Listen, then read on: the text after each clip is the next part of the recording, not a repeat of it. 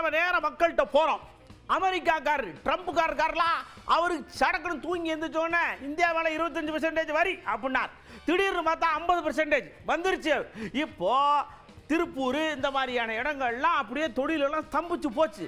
மக்களெல்லாம் பயப்படுறாங்க, வேலை போயிருமோ என்ன செய்வோ தெரியலையே, இதை பற்றி நீங்கள் என்ன நினைக்கிறீங்க அப்படின்னு கேட்டால் குமுறாக பதில. இந்த டேரிஃப் பிளான் வந்து எந்த அளவு அஃபெக்ட் ஆகும்னா வித்தின் அ மந்த் இந்த எம்எஸ்எம்இல பாதி ஃபேக்ட்ரி யாரெல்லாம் அமெரிக்காவுக்கு பண்ணுறாங்களோ அவங்கெல்லாம் க்ளோஸ் பண்ணுற ஸ்டேஜுக்கு இருக்கும். ஒரு 1.5 வருட காலகட்டத்துக்கு தாக்கு பிடிக்கக்கூடிய நிறுவனங்கள் தொடர்ந்து செயல்படும். தாக்கு பிடிக்க முடியாத நிறுவனங்கள் ஒரு சிரமத்தை நோக்கி சென்று ஒரு கட்டத்தில் மூடக்கூடிய சூழ்நிலையும் வரும். தோல் பொருட்கள் விலை கண்ணாபின்னான்னு உயரும்.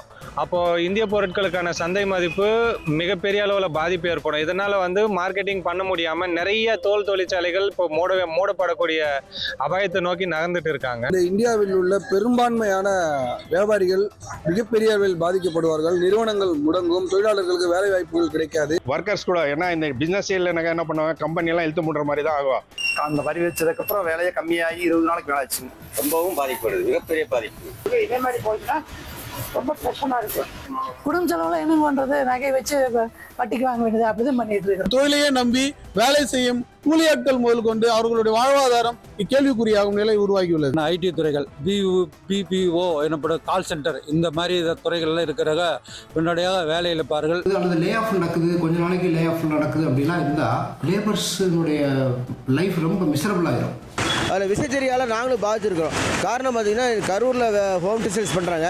அதோட மூலப்பொருளே கிரே பீஸ் எங்கிட்ட தான் வாங்குறாங்க.